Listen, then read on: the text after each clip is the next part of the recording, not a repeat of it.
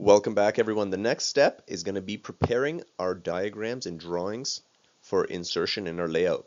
This is probably one of the more difficult steps, so do your best to be as attentive as possible during this step. So the first thing I'm going to do is I'm going to show you guys how to prepare a drawing. So here's a floor plan that I'd like to insert in that layout that we were working on, but it's really busy. The idea is we're not trying to input construction drawings in our publication. We want to have a presentation drawing. So the first thing you'll want to do is, if you have a drawing similar to this, really clean it up. The idea is you want to have something very, very simple to go with, probably something like this. Really minimize all those annotations. You basically want the raw architectural features of the drawing. Once you've really cleaned it up and it's very, very simple, you've gotten rid of all of your annotations, since we will be doing those in another program, make a plot of your drawing.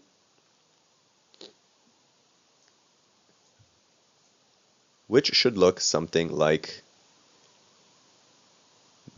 this. Nope, not this folder. One second. Give me a moment here. There we go. So here's a plot of this file that I created from AutoCAD. Now, it doesn't matter what software you create your drawings in, as long as by the end you have a PDF of a very clean and simplified version of your drawing. Alrighty, once you got something like this, go ahead and close that. Know where you've saved it so that you can easily insert it into the next step.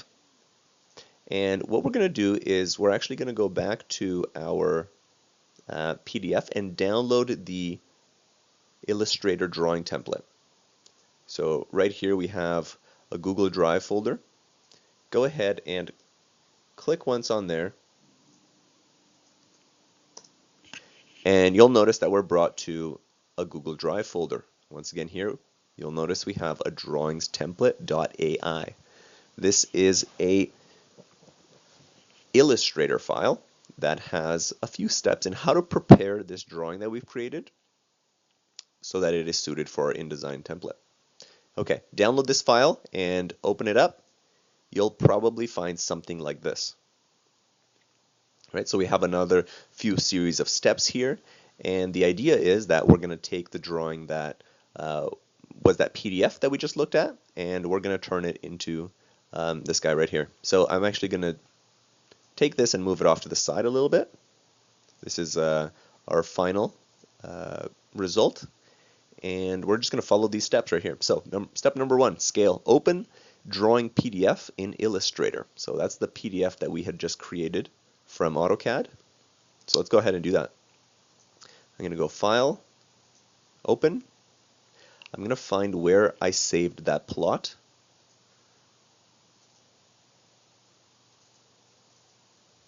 Okay, here's my plot. I've opened it up. Here it is, the simplified version of our floor plan.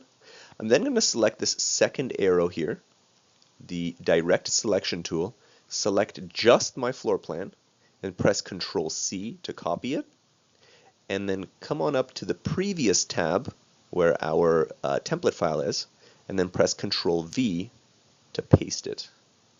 Look at that, we've pasted the PDF plot into our template file. Now what we're going to do is select the first arrow again and scale it to the scale that we'd like it to appear on our page. This will depend now on the layout that you've selected. If you remember, my layout was this one right here, and it looks like this placeholder right here is just a little bit less than half the page. So when I'm working in here and I'm deciding how big I should make my drawing, I'm going to keep in mind that this page is an 8.5 by 11 page, and so is this one. So I'd probably like it to take just a little bit less than half a page. This actually looks pretty good. Also, if you got this this frame with your drawing, click once on it and you can just go ahead and delete that. So we've rescaled our drawing to the size that we'd like it to be, and we're now ready to see what this drawing, what this file has next in store for us. Press Control+ to zoom in a little bit so we can read the text.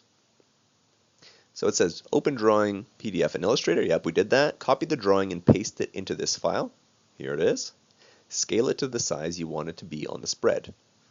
Yeah, we could probably make it even just a tad bit smaller. That looks pretty good. All right, I'm happy with that. All right, next, step number 2. Let's read the instructions. Match your line weights with the ones provided below. This step is really important because the idea is that we're going to want to have consistent line weights throughout the entire publication. And because many students will be providing their drawings which have different line standards, we want to make sure that this is followed very rigorously. So the way that you can go ahead and do this, zoom in nice and close so you can see what you're selecting in your drawing, and choose a line in your drawing. Let's choose my stairs, for instance. So come in nice and close by pressing Ctrl+. I'm going to select my stairs. Once I have those stairs selected, I'm going to come on up to Select, come on down to Same, and type in Fill and Stroke. What this does is it selects all the lines in your drawing that have the same line thickness. Then what you can do is on the bar to the left-hand side over here, you can find the eyedropper tool, which looks just like this right here. Click once on it and decide what thickness of line is most appropriate for all those lines you just selected. Because what I've selected seems to be the stairs and some of the furniture, I'm going to go with either a medium or a light line. We can try both and see which is most appropriate. Let's start with light first. So I'm just going to simply click once on that line, and the eyedropper tool will automatically take that line weight and apply it to all the lines in my drawing.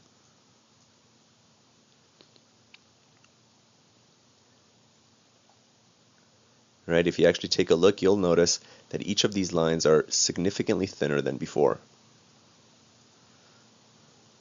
Let's do that one more time just to choose a different line weight so that it is a bit more obvious, since that was quite a minor change. It was kind of tough to see if it indeed did the thing that we wanted it to. So select a line. Let's select a stair again. Come on up to Select, Same, click on Fill and Stroke. Once you've seen all the lines that are automatically selected, click on your eyedropper tool, and just for the sake of being able to visualize this command, I'm going to click on the very thick line. Right, so you can tell it really thickened up all of those lines. Now this isn't what we want to do. This is just for demonstration purposes. We're going to leave all our lines that we selected in the light line. Now, make sure to do this to all of the different types of lines that you have in your drawing. I use the hatch where all of my walls are, so it's not as crucial for me to match the very thick lines to my walls, since the hatch kind of takes on that responsibility. And once you've matched all of your line weights in your drawing, you can move on to the next step right here, which is step number 3, add arrows and symbols. So point to features you will be highlighting in the text portion of the spread. Can include but not limited to circulation, notable architectural features, and factors that influence your design. Yeah, so what you can do is simply copy these arrows. You can do that by clicking on the arrow, pressing Ctrl+C, and then press Ctrl+V to paste it. If in the write-up of your project you're discussing perhaps the use of circulation and stairs in your drawings, you can point to those.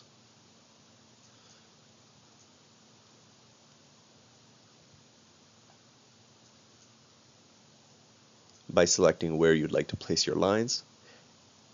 If perhaps you wanted to show something a bit more fluid, these arrows at the moment seem a little bit rigid, you can use, for instance, the arc tool.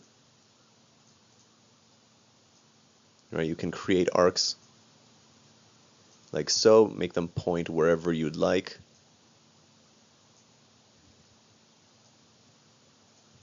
And then select that line, use the eyedropper tool,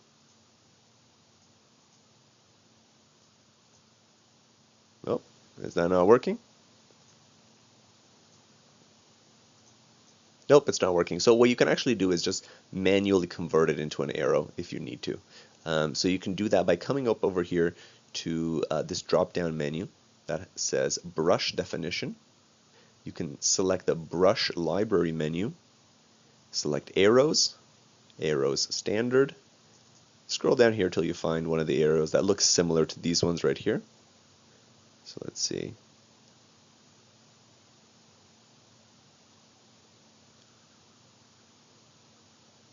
They all look pretty good. I'm just going to choose one. Let's go with this one. And you'll notice that this curvy line now became an arrow.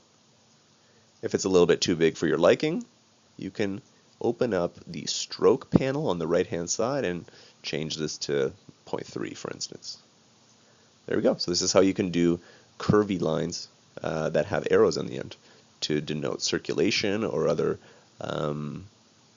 features within your drawing. So when you're all done that, perhaps you've added a series of different arrows and any other symbols you want to do, you can come down to the next step, which is an optional step to take this drawing into Photoshop.